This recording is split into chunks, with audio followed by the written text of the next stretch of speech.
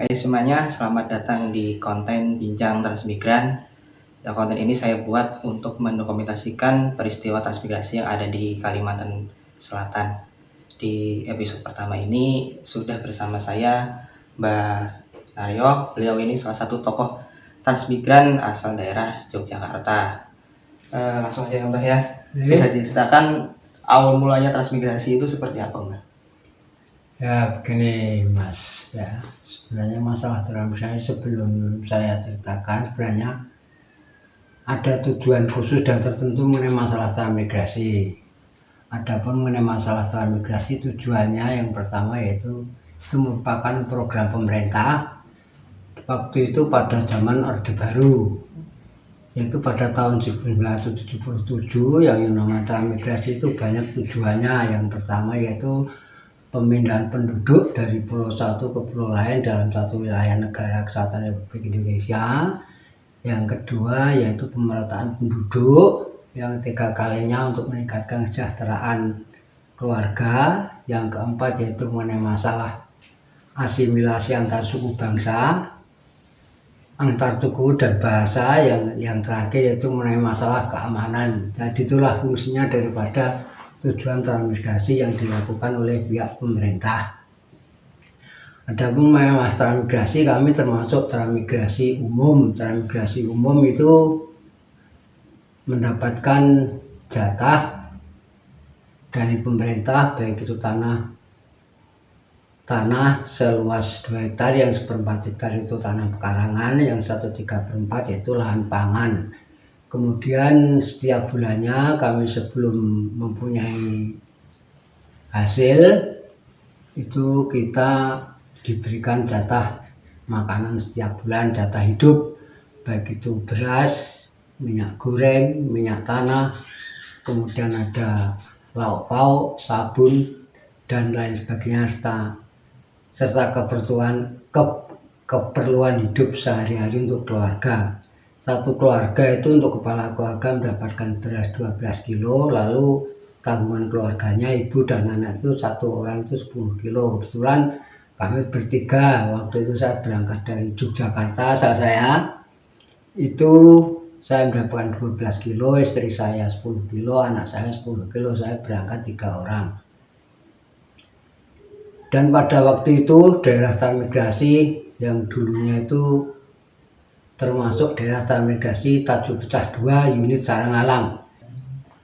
Pada waktu itu saya berangkat dari daerah Yogyakarta itu pada tanggal 13 Maret 1977, kemudian sampai di Banjarmasin itu tanggal 15 Maret 1977, kemudian saya sampai di Transito itu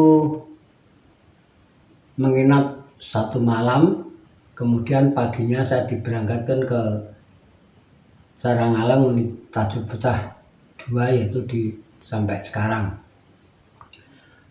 Pada waktu itu sebenarnya di dalam perjalanan itu juga antara kerasan dan tidak, karena pada waktu itu melihat situasi jalan dari Banjarmasin ke arah Kabupaten Tanah Laut itu, melihat daerahnya itu kelihatan banyak rawa, kelihatannya antara kerasan dan tidak. Tapi setelah sampai di lokasi di tempat yang saya tinggal sampai sekarang ini, alhamdulillah sampai sekarang ya bisa dilihat keadaan yang sebenarnya. Sampai saat ini kami sudah punya anak 3, kemudian menantunya juga sudah punya istri semua, dan semua sudah berkeluarga dan sudah punya cucu, dan sampai sekarang punya cicit 1 orang. Dan untuk selanjutnya malah kehidupan sehari-hari saya sampai di sini itu penghidupan kami sebagai petani dan pekebun. Dan untuk penghasilan sehari-hari untuk kami sendiri di kebun, yaitu kebun sawit. Kemudian istri saya kebetulan ada bidang usaha, yaitu mengenai masalah menjual sayuran di pasar. Jadi bisa dikatakan bahwa ekonomi saya itu betul-betul, kalau dibandingkan dengan di daerah Yogyakarta itu jauh. Jadi enak di sini. Dan perlu diketahui sebenarnya pemberangkatan kami transmigrasi itu ada dua ini apa namanya, ada dua kata kunci sebenarnya yang namanya orang transmigrasi itu. Yang pertama itu karena kurang, kalau orang Jawa bilang. Yang kedua kali karena wirang, atau istilahnya itu karena malu. Kenapa dikatakan kurang? Karena pada waktu itu kami sekeluarga di daerah Yogyakarta itu betul-betul orang yang tidak punya lahan, tidak punya tanah sama sekali, dan kebetulan waktu itu mencari pekerjaan juga sulit. Maka dari itu kami bersepakat untuk pergi ke transmigrasi. Itu ya karena kan itu istilahnya karena orang yang kurang. Tapi kalau orang yang wirang tuh biasanya karena di daerah asalnya itu dia punya masalah, lalu mungkin merasa malu karena di lingkungan sudah nggak dianggap orang, akhirnya dia juga berangkat transmigrasi. Itulah kisahnya mengenai masalah kenapa orang berangkat transmigrasi itu. Kata kuncinya cuma dua itu, yaitu yang satu kurang, yang satu karena wirang atau punya malu di lingkungannya. Dan untuk selanjutnya, selama ini sebelum kami jadi petani seperti sekarang ini, memang kami sebelumnya juga berangkat ikut pelatihan transmigrasi di daerah Jawa Tengah di kelompok Banjarnegara selama 3 bulan. Pada waktu itu kami membayangkan bahwasanya yang namanya orang transmigrasi itu jauh dari pusat ibu kota. Kami bayangkan bahwa itu hidup saya pasti di hutan, yang jelas itu jauh dari kota. Tapi kenyataannya kita ditempatkan dekat dengan ibu kota kabupaten, yaitu di Kabupaten Tanah Laut. Yaitu karena ceritanya kenapa saya ditempatkan di sini, karena 3 kali ditempatkan orang transmigrasi tapi gagal ketiga-tiganya, lalu ditaruh orang transmigrasi dari Mataram sampai sekarang Ngerumboko, sampai jadi 50 kepala keluarga yang tadinya asalnya cuma 25 kepala keluarga. Dan untuk kawan-kawan yang lain, untuk khususnya di daerah Sarang-Alang atau yang sekarang namanya Bumi Jaya, itu dulu kurang lebih sebanyak 225 kepala keluarga yang berasal dari Jawa Tengah khususnya, yaitu meliputi daerah Banyumas, Sragen, Semarang, Magelang, dan yang terakhir asalnya daerah dari Boyolali. Masing-masing itu merupakan transmigrasi umum. Dan kalau sekarang rasanya untuk transmigrasi itu udah rasanya program untuk transmigrasi mungkin ada atau tidak, mudah-mudahan bisa dilanjutkan adalah transmigrasi, karena yang namanya transmigrasi betul-betul membawa manfaat yang cukup besar. Kenyataannya dari diri saya sendiri sekeluarga sekarang sudah beranak pinak di sini, dan rasanya tidak mungkin kami akan kembali ke daerah Jawa karena sudah merasa hidup saya tentram, nyaman, dan bahagia di daerah Kalimantan Selatan, khususnya di Kabupaten Tanah Laut dan di Desa Bumi Jaya sampai saat sekarang.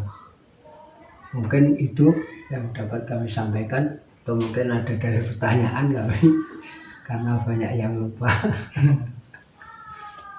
Waktu itu yang sampean bayangkan itu takut nggak, Bang, waktu mau ke sini gitu? Ya kalau mau ke sini itu takut sih enggak, cuma waktu di dalam perjalanan itu kami melihat daerah di daerah Pal 20 Lianganggang sampai ke Gunung Raja. Pada waktu itu kan airnya itu air gimana gitu ya, kelihatannya tanaman padi, nggak taunya bukan tanaman padi. Itu pun di tengah perjalanan keluarga saya, khususnya istri saya, rasanya sudah pengen pulang. Tapi karena kebetulan setelah sampai di sini sesuai apa yang kami harapkan, ternyata betul-betul daerah NPS atau non pasang surut, akhirnya kami bertahan sampai sekarang. Terus waktu pertama ke sini itu komunikasi dengan asli orang Banjar itu gimana, Bang? Pada waktu sampai datang ke sini, komunikasi dengan orang Banjar, tanggapan orang Banjar penduduk pribumi asli sini cukup baik dan cukup ramah tamah. Apa yang kami perlukan beliau bisa membantu, terutama mengenai masalah bibit-bibitan, kemudian masalah lain-lain itu tidak ada masalah. Kalau hubungan komunikasi maupun lain sebagainya itu tidak ada masalah dengan penduduk asli. Kami ditanggapi secara baik dengan warga setempat di sini. Kondisi Desa Bumijaya saat itu seperti apa? Kondisi Bumijaya pada saat kami datang pada waktu itu, lahan itu sudah tersedia perumahan-perumahan masing-masing kepala keluarga.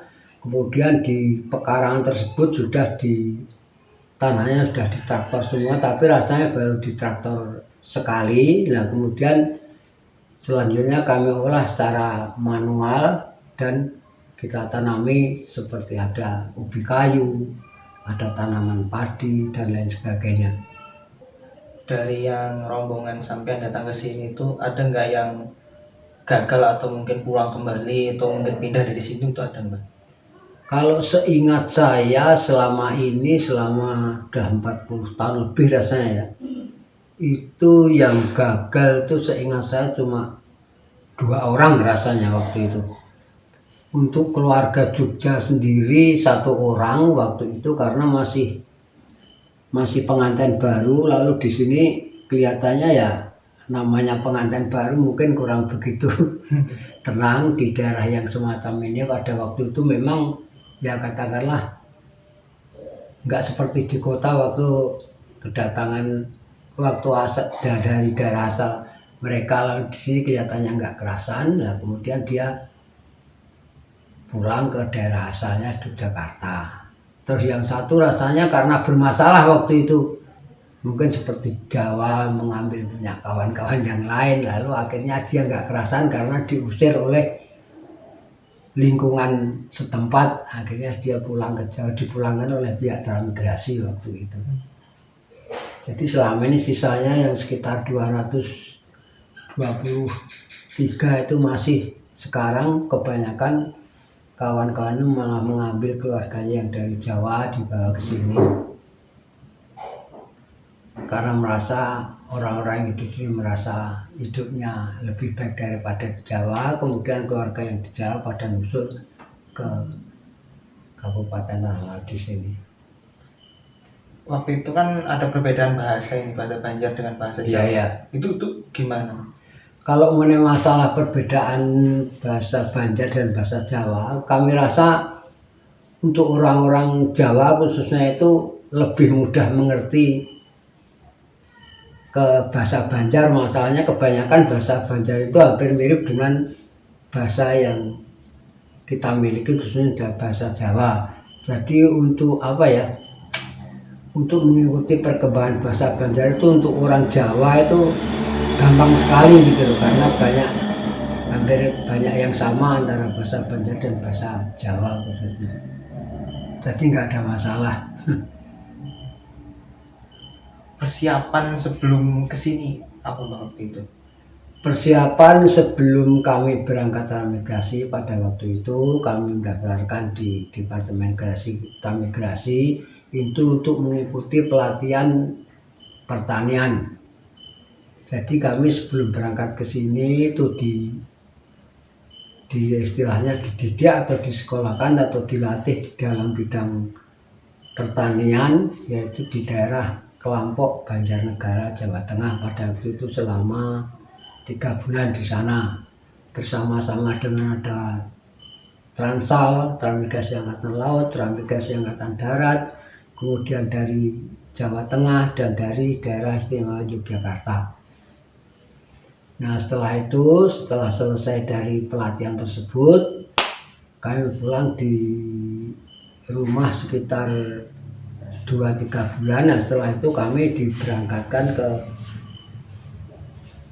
wilayah transmigrasi di Kalimantan Selatan, khususnya di daerah transmigrasi Nompasan Surut, Tanjung Pecah 2. Mungkin itu aja, Mbak. Makasih buat waktunya mau diwawancara. Mohon maaf mungkin kalau ada kekurangan. Ya, mungkin itu bincang-bincang kami. Tunggu di episode selanjutnya bersama tokoh transmigran yang lain.